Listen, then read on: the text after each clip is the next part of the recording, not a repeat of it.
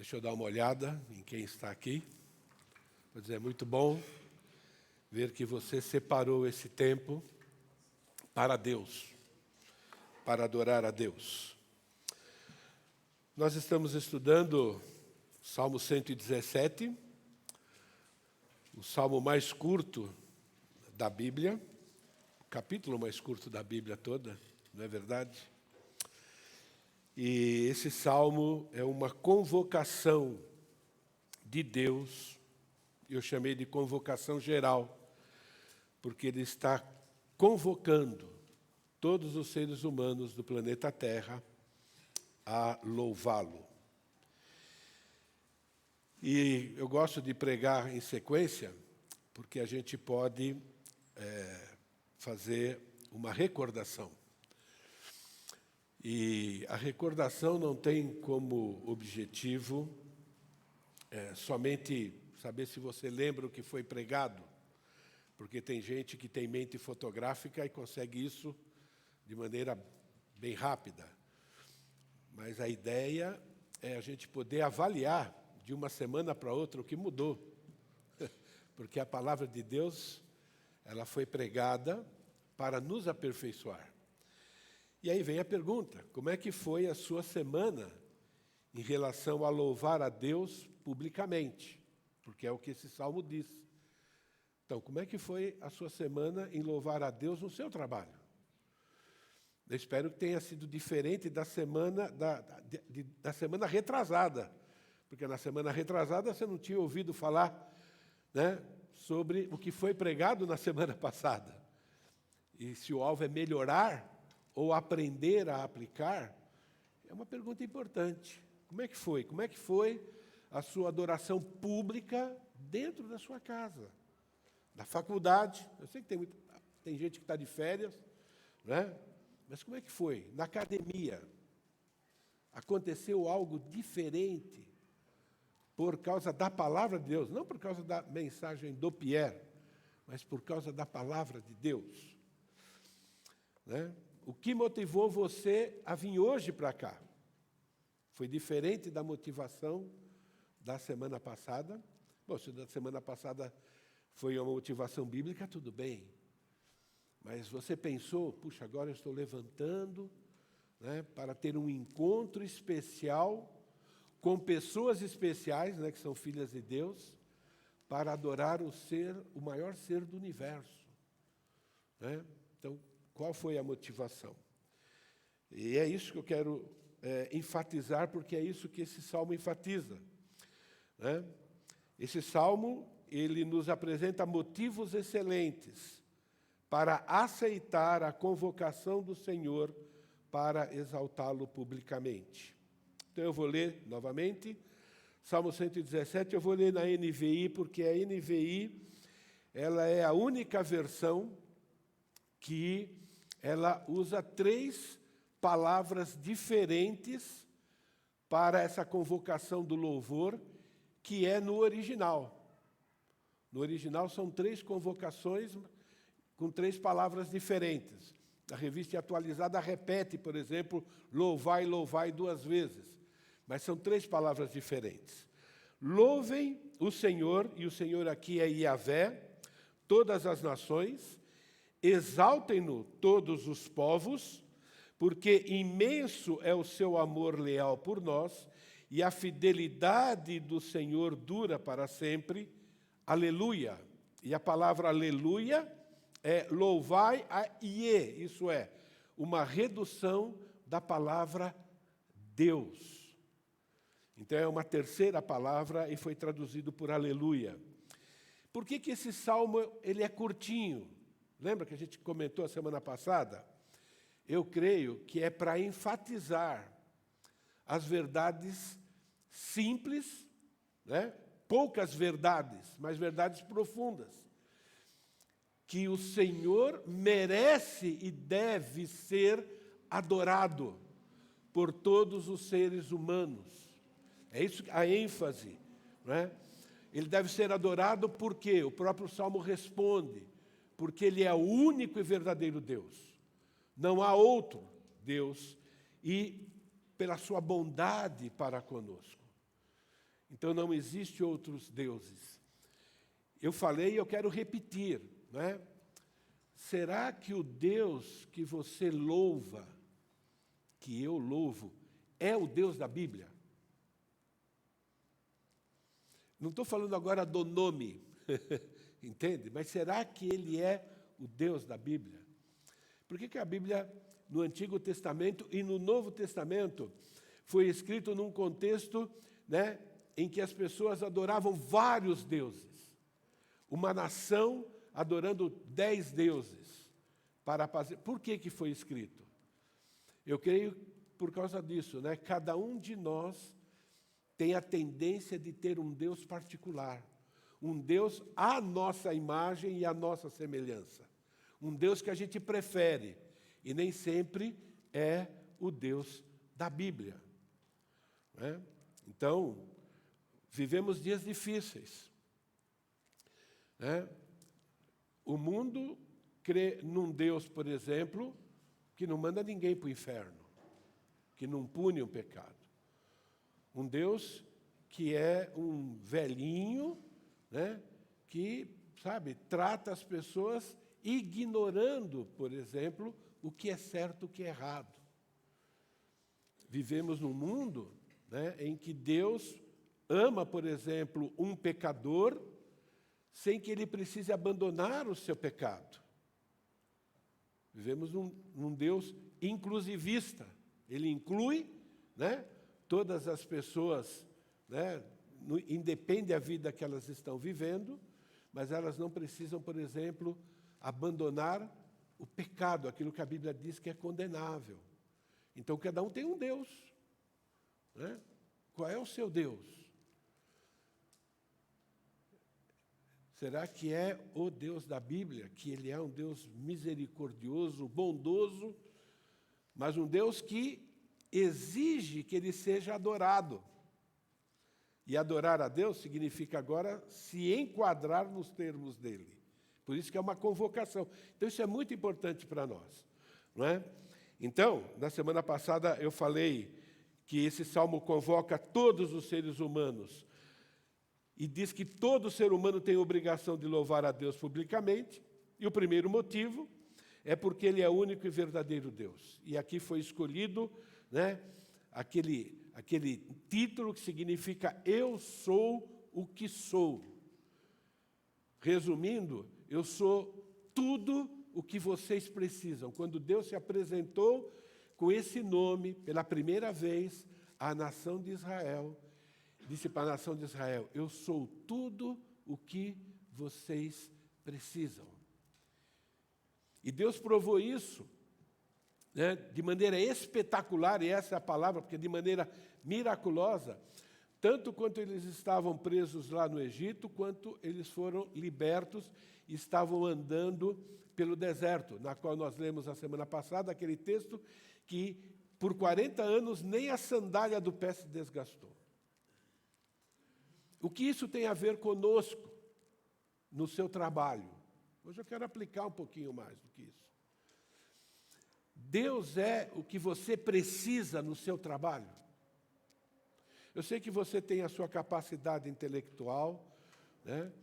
Eu sei que você acredita que você tem a energia que você tem, a capacidade física e assim por diante, mas você encara isso como Deus que te deu, por isso toda a honra e toda a glória é dele em relação aos resultados.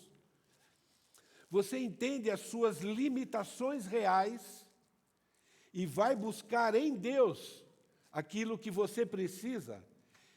Eu sou aquilo que você precisa. Então você vai buscar em Deus sabedoria para lidar com as dificuldades no trabalho, paz, mesmo diante das suas incapacidades. Como é que você tem usado a oração de verdade, clamando a Deus, né? Tem pessoas que, quando eu trabalhava, eles paravam um tempo do trabalho, iam tomar um cafezinho, gastavam tempo no banheiro e ficavam um grande tempo no banheiro. E eu fico pensando, será que é errado no nosso trabalho por 5 minutos, ir no banheiro e aproveitar lá para orar. Falar, Deus, eu preciso do Senhor aqui. O Senhor é o eu sou aquilo que eu preciso. E buscar paz diante daquela situação, buscar sabedoria para saber como lidar, ou você entra no automático. E quando acontece alguma coisa boa, você consegue verbalizar para as pessoas, né? Isso aconteceu porque eu creio em Deus. Eu vou dizer uma coisa para vocês.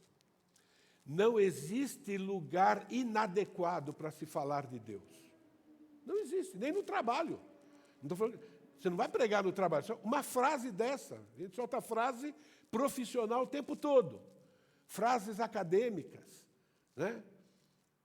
Não, eu louvo, eu tenho um Deus que me ajuda, né? Entende? Isso é muito importante. Eu sou tudo o que vocês precisam. Nós precisamos lembrar que o nosso Deus é esse tipo de Deus. Quando Jesus se apresentou aqui neste mundo, vocês se lembram, semana passada que eu falei, ele se apresentou como eu sou. O que significa isso? Jesus é tudo que o ser humano precisa para ter um relacionamento correto com Deus. Ele é tudo o que a gente precisa para a salvação. A salvação é de graça, graças ao sacrifício do Senhor Jesus. E Jesus é tudo o que a gente precisa para viver a vida cristã. Não somente para a salvação pontual, que acontece naquele momento por toda a eternidade, mas Ele é tudo o que nós precisamos para viver a vida cristã.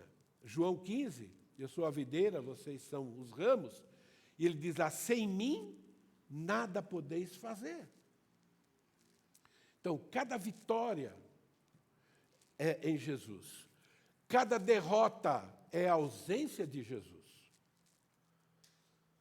Cada derrota que a gente tem de pecados, existe aquele pecado que a Bíblia chama pecado de ignorância, que é por pura distração.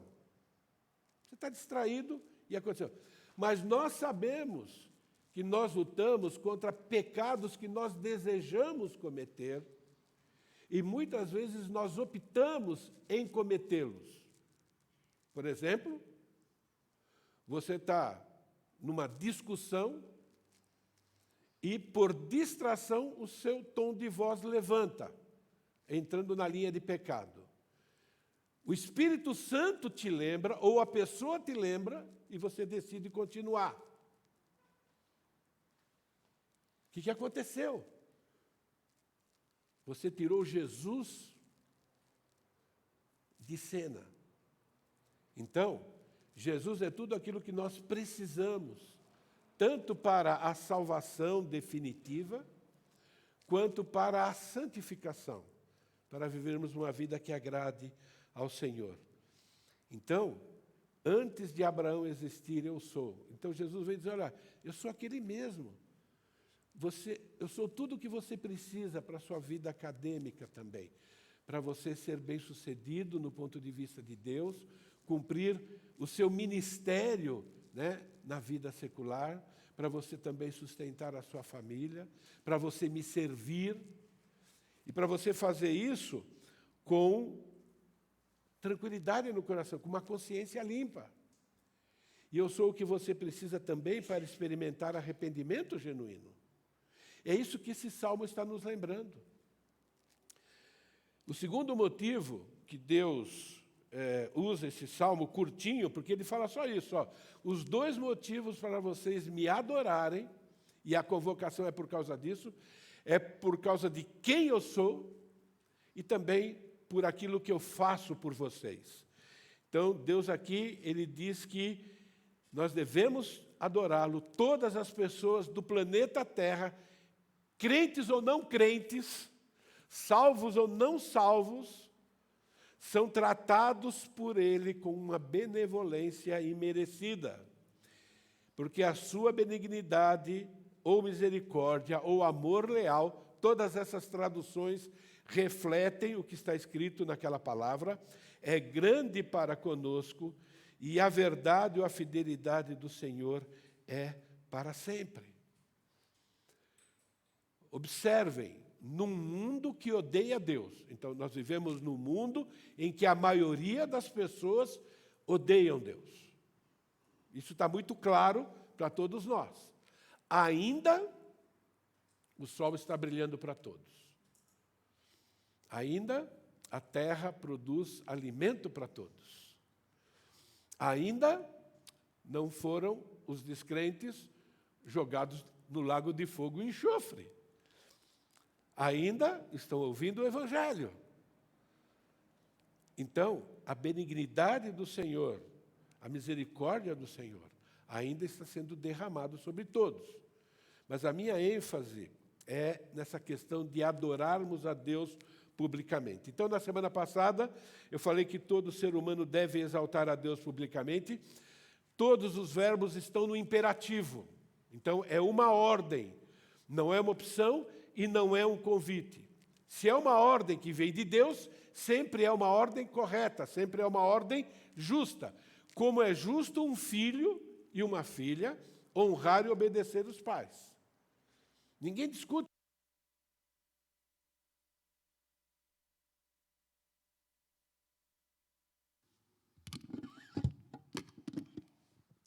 Já está ligado, ok?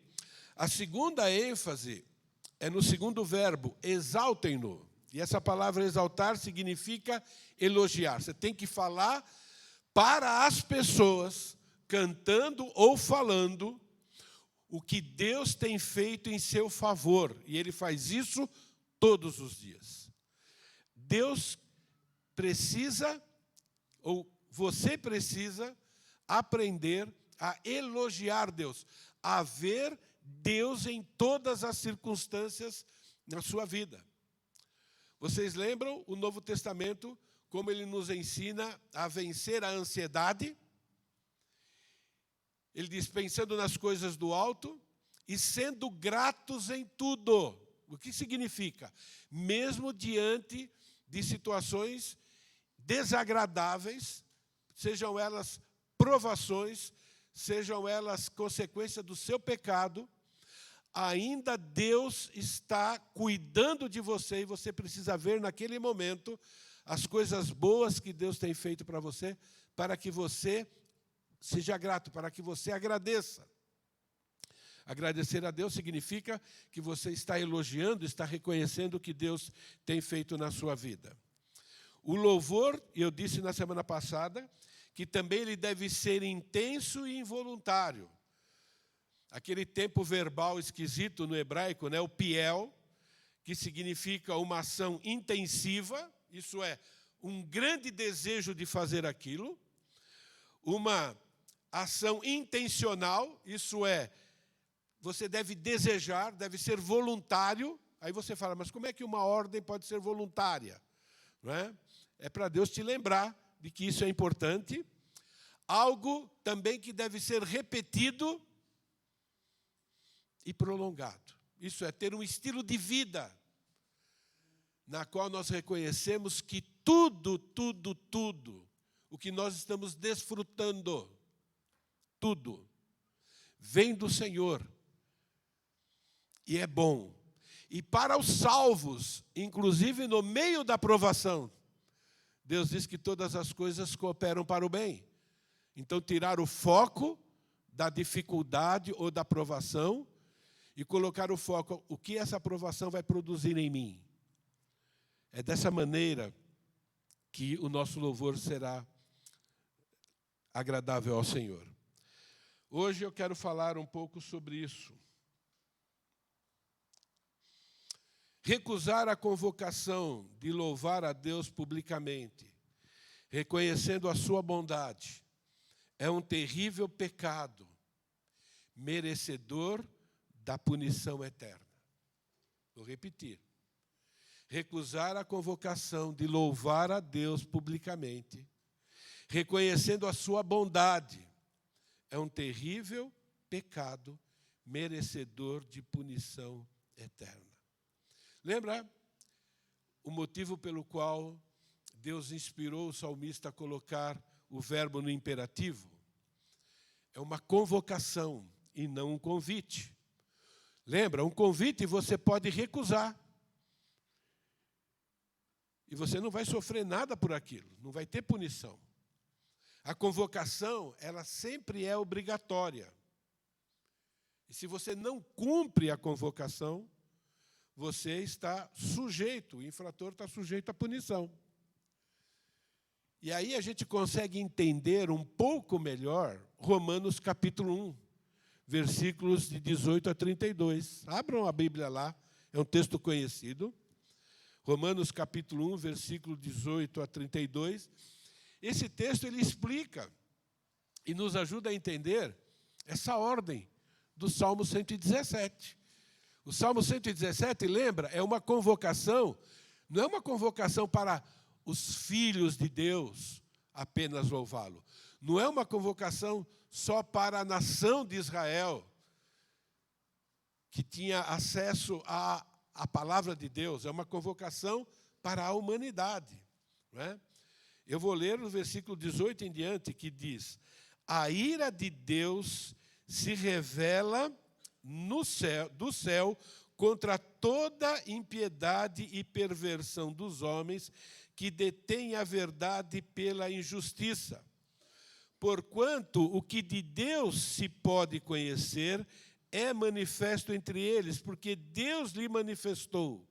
Porque os atributos invisíveis de Deus, assim o seu eterno poder, como também a sua própria divindade, claramente se reconhecem desde o princípio do mundo, sendo percebidos por meio das coisas que foram criadas. Tais homens são, por isso, indesculpáveis, porquanto, tendo conhecimento de Deus, não o glorificaram como Deus, nem lhe deram graças. Antes se tornaram nulos em seus próprios raciocínios, obscurecendo-lhe o coração insensato, inculcando-se por sábios, tornaram-se loucos e mudaram a glória do Deus incorruptível, em semelhança à imagem do homem corruptível, bem como de aves, quadrúpedes e répteis. Por isso Deus entregou tais homens à imundícia, pela concupiscência do seu próprio coração, para desonrarem o seu corpo entre si, pois eles mudaram a verdade de Deus em mentira, adorando e servindo a criatura em lugar do Criador, o qual é bendito eternamente. Amém. E eu vou pular para o versículo 32. Embora conheçam o justo decreto de Deus, de que as pessoas que praticam tais coisas merecem a morte, não somente continuam a praticá-las, mas também aprovam aqueles que as praticam. Qual é o assunto de Romanos capítulo 1? Idolatria. Tudo se resume em idolatria. Eles, conhecendo Deus, tendo provas, né, da existência, e não somente da existência, mas de todas as bênçãos que Deus está dando para eles através da criação, o ar que respiram, o sol, a chuva, né, os minérios que tiram, né, tudo que precisa para a plantação. Eles, tendo isso, eles não renderam graças ao Criador. Eles se tornaram idólatras. E ao se tornarem idólatras, eles se tornaram ou revelaram ingratidão. Ingratidão é um tipo de idolatria. É fácil a gente cometer isso hoje.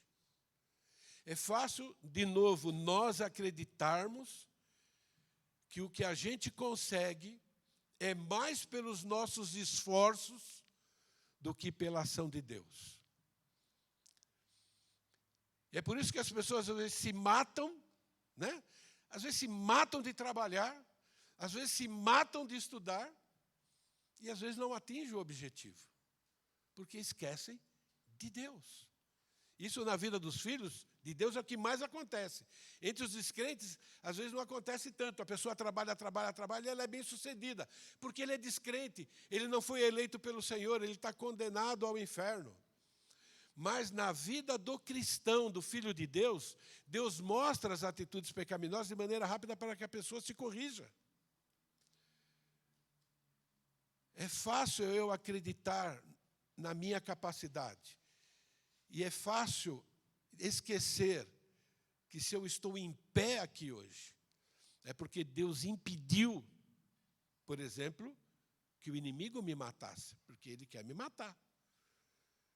Ele impediu uma enfermidade mais grave na minha vida. Até agora. Então, a idolatria está sempre ligada à ingratidão. Irmãos, Deus leva muito a sério essa questão da gratidão. As pessoas nem reconheceram Deus como Deus e nem lhe renderam graças. Nem são gratas a Ele. A palavra de Deus traz vários ensinos sobre gratidão. O seu nível de gratidão revela o seu nível de louvor a Deus. O seu contentamento revela o seu nível de adoração a Deus. E revela o quanto você responsabiliza outras pessoas ou você mesmo das coisas difíceis que estão acontecendo na sua vida. O quanto você exclui Deus das coisas difíceis que acontecem na sua vida. Colossenses, capítulo 3, seja a paz de Cristo árbitro em vosso coração.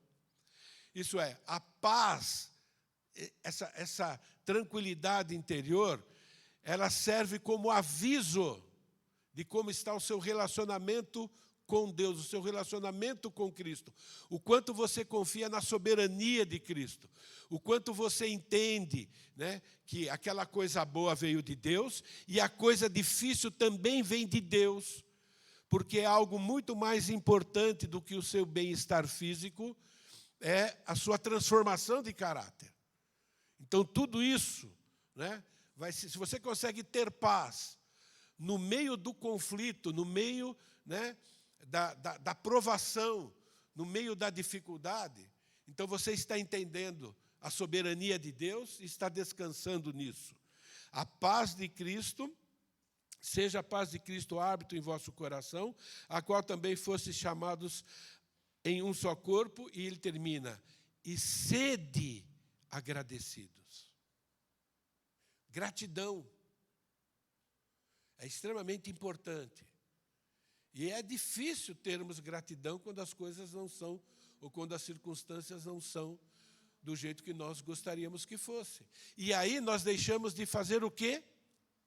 De louvar ao Senhor publicamente. Salmo 105, 1, rendei graças ao Senhor, invocai o seu nome, fazei conhecidos, né, os seus feitos entre os povos. Rendei graças, gratidão, né, bem planejada, de maneira intensiva, propositada. Ela não vem por acaso, você tem que parar e raciocinar. Você tem que parar e avaliar, nossa, o que está acontecendo? Que tipo de pessoa eu sou? Né? Eu, por exemplo, eu tento sempre lembrar, eu tenho muito mais do que eu mereço, porque eu ainda mereço o inferno. Quando as coisas não são do jeito que eu quero, logo eu lembro disso, nossa, eu mereço o inferno, eu nem merecia ser um filho de Deus. Se Deus não tivesse me resgatado, o que eu poderia, né, ter sido, a vida que eu vivia. Aí depois vem a realidade das coisas boas que Deus ainda está me dando, mesmo diante, né, das dificuldades, diante das lutas. Aí eu posso levantar, ainda dizer, Deus, a minha vida está boa demais. Não é? Quem não louva ao Senhor por gratidão, revela o quê? Revela um coração orgulhoso, revela uma idolatria. Eu me amo muito mais do que eu amo a Deus. É isso, é um tipo de idolatria. quando as coisas não são do jeito que eu quero, do jeito que eu gostaria que fosse, eu estou muito mais preocupado com o meu bem-estar, com aquilo que eu acho que eu mereço, ou que eu gostaria que acontecesse, do que o plano de Deus para a minha vida, de moldar o meu caráter. E é isso que o Salmo está dizendo. Está convocando todo mundo para dizer, olha, ainda todos, até aqueles que nem sabem que, não aceitam o verdadeiro Deus, ainda eles têm dados suficientes para acreditar num só Deus e que tudo aquilo que eles estão desfrutando, seja pouco ou seja muito, vem de Deus. Demonstrar gratidão a Deus é uma forma, ou melhor, é a forma de louvá-lo. Jesus confirma a importância do louvor por gratidão, quando ele esteve aqui na terra. Vocês lembram aquele episódio de quando ele curou 10 leprosos? Os 10 foram curados, mas um só voltou. Perguntou Jesus, lá em Lucas. Eu tenho aqui também. Agora eu não tenho essa habilidade, viu, gente? Aqui, ali. Não foram purificados todos os 10? Não foram 10 que foram libertos dessa terrível enfermidade que isola a pessoa da sociedade, que faz com que ela conviva literalmente como um miserável, em que as pessoas nem querem chegar perto, em que o corpo está se decompondo em vida? Não foram 10 que foram purificados? Onde estão os outros 9? Não se achou nenhum que voltasse e desse louvor a Deus, a não ser esse estrangeiro. Então lhe disse, levanta-te e vá, a tua fé te salvou. Qual é a informação que a gente tem aqui, que mostra que 9 foram curados, quer dizer, 10 foram curados de algo temporário, enquanto estiverem vivendo aqui. Mas um, além de ter sido curado de algo temporário, foi curado da libertação da penalidade eterna. Vai viver eternamente com Deus. Qual é a diferença? É que esse reconheceu que aquele milagre foi feito por Deus. E ele voltou como prova de que ele havia crido realmente que Jesus é Deus, para render graças. E a prova é esse que Jesus falou, não é? Não achou nenhum que voltasse e desse louvor a Deus. A gratidão é louvor. Falta de gratidão é falta de adoração, é falta de louvor. Por isso que o exaltai, o louvai e o aleluia estão naquele tempo verbal. É algo intenso, mas é algo também que acontece o tempo todo, repetidamente e de maneira prolongada, ilustrando o estilo de vida. Nós temos motivos para adorar a Deus a cada segundo da nossa vida, em ser gratos em cada segundo da nossa vida. E é por isso que isso está num salmo de apenas 2 versículos, para enfatizar isso. Os verdadeiros salvos devem louvar a Deus por gratidão. 2 Timóteo, capítulo 3, versículo 2, não precisam abrir lá, descreve a intensificação do pecado nos últimos tempos. Isso é, quanto mais tempo a gente vive aqui neste mundo, mais próximo está a volta de Cristo. E quanto mais próximo está a volta de Cristo, mais vai se intensificar atitudes pecaminosas na humanidade. E em 2 Timóteo 3,2, mostra as características dos seres humanos descrentes e alguns que se dizem cristãos nos últimos tempos. E diz, os homens serão egoístas. A primeira palavra, vocês lembram? Tem uma tradução que diz amantes de si mesmo. Essa é a palavra literal. Os homens serão amantes de si mesmos, idolatria. Tudo começa com idolatria. Quer dizer, eu me amo mais do que eu amo a Deus. Ok? E aí depois vem, então, em consequência disso, os homens serão avarentos, presunçosos, arrogantes, blasfemos, desobedientes aos pais, ingratos. A ingratidão é marca de idolatria. Ímpios, e assim por diante. Então, irmãos, a gratidão genuína, mas que você precisa raciocinar, porque ela não é automático. Por que é uma ordem? Porque nós temos uma velha natureza dentro de nós. Quando nós estivermos livres dessa velha natureza, lutando agora contra a nova natureza e vice-versa, quando a gente estiver livre disso tudo, então o nosso louvor vai ser perfeito.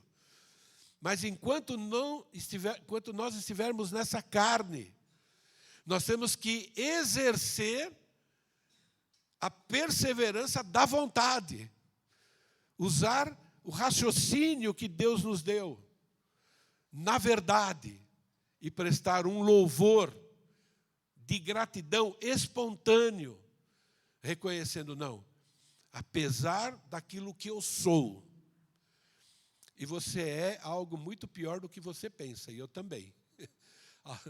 Nós não temos uma visão adequada do quão nós estamos ainda distantes, da perfeição da imagem e semelhança de Cristo.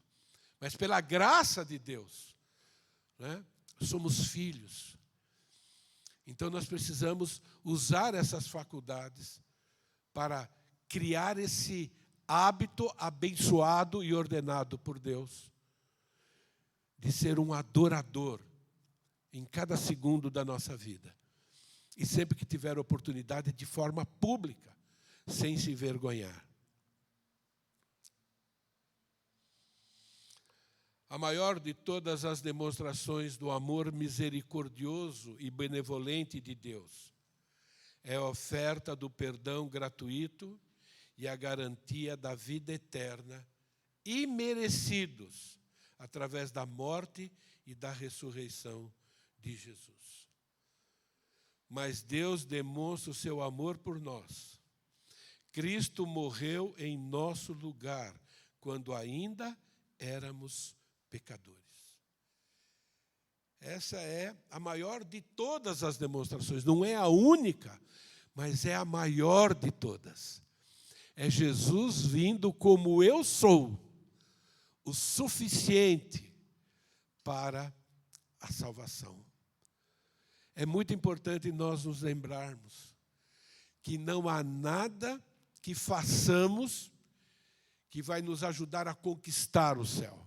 Ou nós aceitamos como um presente gratuito, imerecido, ou você está num plano fora da vontade de Deus, e quando você menos perceber, se não mudar de ideia, você vai estar lá no inferno.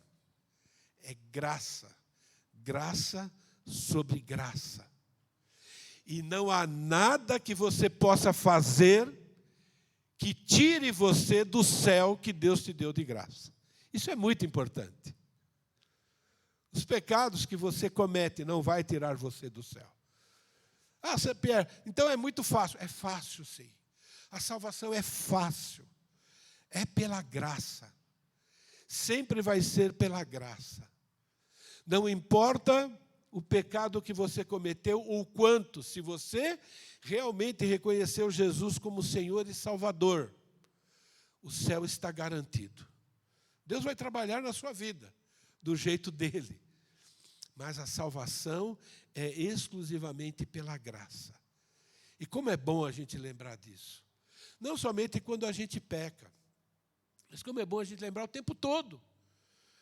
Vivendo no mundo que nós estamos vivendo, um mundo caótico e que vai piorar, a imoralidade, irmãos, vai se intensificar e haverá uma perseguição, enquanto Jesus não voltar, cada vez mais intensa. Hoje, por exemplo, nós somos tratados bem diferentes do que nós éramos tratados há 30 anos atrás. Hoje, a perseguição moral contra nós é muito mais intensa E agora já vai começar uma perseguição física se Jesus não voltar. Tomara que a trombeta toque hoje. Não é? Mas é muito importante, né, nesse mundo caótico, né, em que, com certeza, acontecerão muitas injustiças, e vamos sofrer muitas injustiças, como Jesus sofreu, a gente poder olhar e dizer, espera aí, eu ainda tenho um céu me aguardando, garantido. E ainda eu tenho um Deus cuidando de cada detalhe que estão fazendo contra mim. Não estou abandonado dentro desse panelão de injustiça. E aí você pode e deve ainda dar graças. Tem uma fala que eu não gosto muito, mas ela é verdadeira. Né? As coisas são difíceis, ainda pode ser pior. A gente sabe que ainda pode ser pior. Qualquer tipo de perseguição contra nós, qualquer tipo de injustiça, não é? Mas está debaixo do controle de Deus. E o melhor está me aguardando. E me veio à mente agora, porque é que nós temos aquela lista de Hebreus, capítulo 11, se eu não me engano, dos heróis da fé, em que sofreram injustiças, pessoas cerradas ao meio e tudo mais, e permaneceram firmes, contentes, por causa da promessa que eles estavam aguardando. Eu creio que Deus também vai permitir ainda muita coisa, não sei por quanto tempo, né, muitas injustiças, né, na nossa vida, né, para a gente, cuidado, né, se desprender, das coisas desse mundo. Nós ainda estamos muito apegados às coisas que esse mundo oferece. E aqui, gente, não tem nada que não seja melhor no céu. Nada. Não tem uma festa, tem gente. Não, mas olha, eu tenho aquela programação. Que bom se Jesus voltasse depois daquela programação. Acampamento de carnaval. Eu acho que é muito gostoso o nosso acampamento de carnaval, né? Não está chegando o carnaval, às vezes você tem. Nossa, tomara que Jesus volte depois do acampamento de carnaval. Lá é muito melhor do que qualquer coisa boa que a gente possa ter aqui. É que a gente esquece disso ou não acredita. Não é? Eu não sei. João 3,36, quem crê no Filho tem a vida eterna. É um texto que vocês conhecem. Mas quantos de nós estamos desfrutando dessa verdade, se lembrando dela, em todos os momentos, e em especial os momentos de dificuldade? Quem rejeita o Filho não verá a vida. Não tem conversa. Não tem missa de sétimo dia, não. Desculpe, mas eu estou falando da onde eu vim. Né? Não adianta, né? Extrema unção. Né? Não adianta acreditar que você vai se reencarnar. É uma mentira. Hebreus diz, ao homem está ordenado a morrer uma única só vez, e depois disso, o juízo. É uma mentira. Pessoas torcendo as Escrituras. E indo para o inferno por causa disso. Mas, pela graça, quem crê no Filho tem a vida eterna. Quem rejeita o Filho, rejeitar o Filho é não crer que a salvação é exclusivamente através dele, do sacrifício e da sua ressurreição. Não verá a vida, mas a ira de Deus sobre ele permanece. Essa é a maior prova de amor.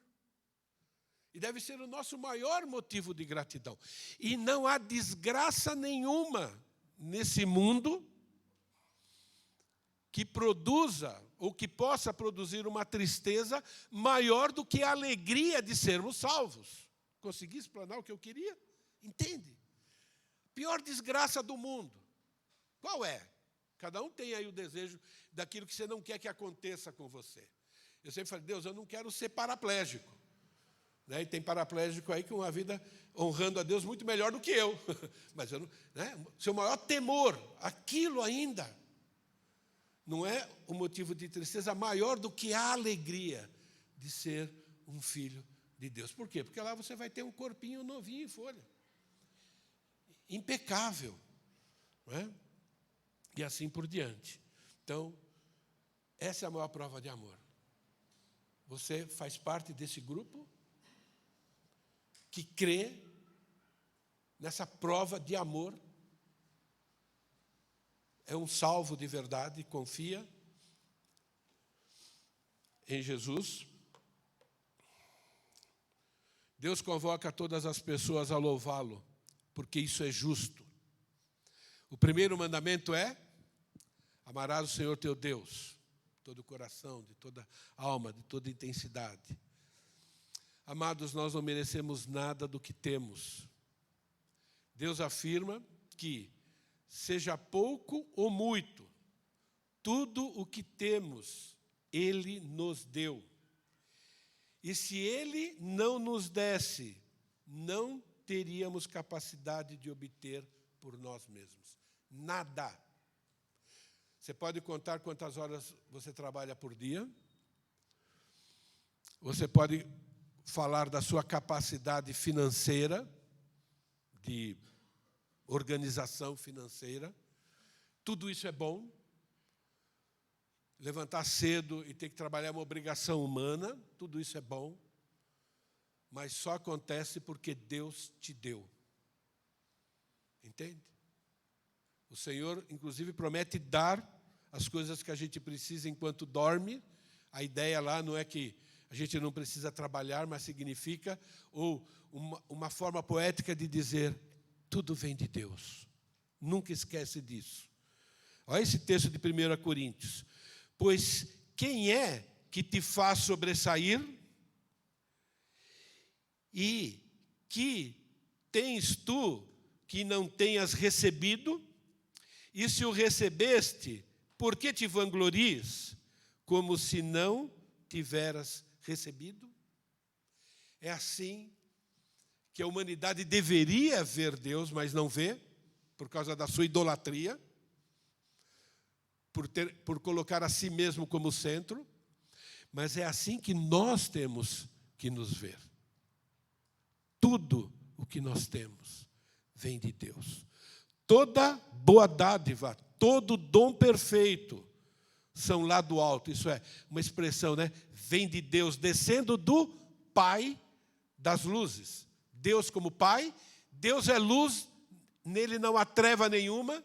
Então, é uma maneira de mostrar quem é Deus, um Deus que nunca peca, um Deus que é perfeito, um Deus até quando aplica a sua justiça, é algo perfeito, em quem não pode existir variação e nem sombra de mudança, mostrando a fidelidade de Deus. Deus é fiel em providenciar o que o ser humano precisa. Ele continua providenciando hoje o que a humanidade precisa. O pecado do ser humano, as injustiças cometidas, é pelo próprio ser humano, e é isso que produz sofrimento. O sofrimento ele é produzido pelo próprio ser humano. Entende? Deus usa o próprio ser humano. Né? O ser humano é que optou por pecar. E é ele que produz. Todas as desgraças são consequências do pecado, sob o controle de Deus. Então, amados, aceitar a convocação de Deus para louvá-lo, reconhecendo a bondade e a misericórdia dele, em ter criado todas as coisas do planeta e a fidelidade dele, Deus, em permitir que desfrutemos de todas essas coisas é justo. Consequentemente, recusar a convocação de louvar a Deus é pecado de ingratidão. O que a gente aprendeu através desse salmo por enquanto? Todos os seres humanos têm a obrigação de louvar a Deus publicamente. Todo ser humano deve louvar a Deus porque Ele é o único e verdadeiro Deus, porque Ele nos trata com benevolência imerecida. Todo ser humano deve exaltar publicamente a Deus porque está sendo tratado com misericórdia, bondade e amor leal. Deus ordena que todos os seres humanos o louvem publicamente. Recusar a convocação de louvar a Deus é um terrível pecado, inclusive passível de punição eterna. E o maior, ou a maior de todas as demonstrações de amor de Deus, ainda é e sempre será o sacrifício de Jesus Cristo para garantir para nós a vida eterna. Por isso, toda honra e toda glória deve ser dada exclusivamente a ela. O que motivou você a levantar cedo hoje e vir para o culto? Você tem sido um adorador público de Deus? Você tem reconhecido que por mais provações que você tem enfrentado, ou por mais que a vida tenha sido dura para você, ainda assim, Deus merece ser louvado, ainda Ele merece ser elogiado por você, porque você ainda tem mais bênçãos do que merece. Não importa. Você reconhece isso? Faça o propósito de criar oportunidades para você falar sobre Deus, para você falar como Deus tem sido bom para você, no seu trabalho, no seu lazer, para você mesmo. Talvez o primeiro tem que ser para nós mesmos, porque tem um lado do nosso coração que não quer acreditar nisso. Essa é uma forma de louvar a Deus publicamente. Quando você estiver se preparando para vir aqui para o culto, ou para qualquer outro tipo de comunhão de adoração, faça esse exercício mental. Lembre-se do sacrifício de Jesus em seu favor. Lembre-se que você, eu, todos nós, merecemos o inferno. Mas Deus tem nos dado vida até aqui, e vida em abundância. Lembre-se que Deus é que está capacitando você de forma física, mental e emocional para levantar, para ir trabalhar, para cumprir as suas responsabilidades. Lembra que você não paga nada pelo sol, entende? Pelo uso que você faz do ar. E mesmo que você pague pelo alimento, que é caro, ainda é Deus que produz aquele alimento. E é Ele que ajuda você a ter dinheiro para comprar aquele alimento. Lembre-se, acima de tudo, que continuamos merecendo o inferno. Isso é importante. Por mérito, a gente continua merecendo o inferno. Após cada pecado que eu ou você cometer, que ele seja útil, pelo menos para lembrar, eu continuo sendo um pecador, que ofende Deus, merecedor do inferno. Só não vou para lá, porque o sacrifício de Jesus é suficiente e garantiu para mim a vida eterna. E o perdão, eu posso buscar o perdão agora, estar 100% reconciliado com Deus. Feche o olho e agora você vai orar intimamente por Deus, você. Vou dar um tempinho para você orar. Eu vou fazer uma oração bem breve no final disso. Ore no íntimo, louve a Deus pela sua benevolência para contigo, em particular.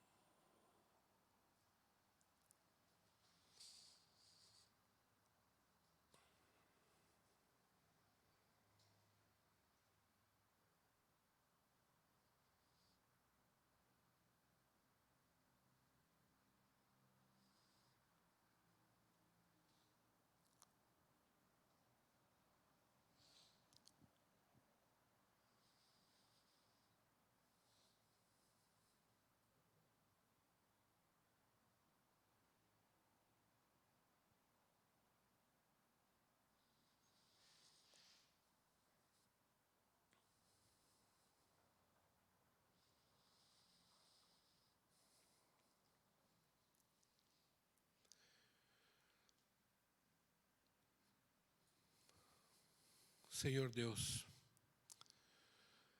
queremos agradecer por ser o nosso Deus, por pertencermos ao Senhor. E o meu pedido simples é que o Senhor ajude a mim e ajude a cada um que está aqui a ser melhor adorador do Senhor a cada dia. O Senhor merece toda a nossa adoração, todo o nosso louvor. E também o Senhor merece que nós digamos às outras pessoas o que o Senhor tem feito de bom para nós. Nos ajude, em nome de Jesus. Amém. Intervalo.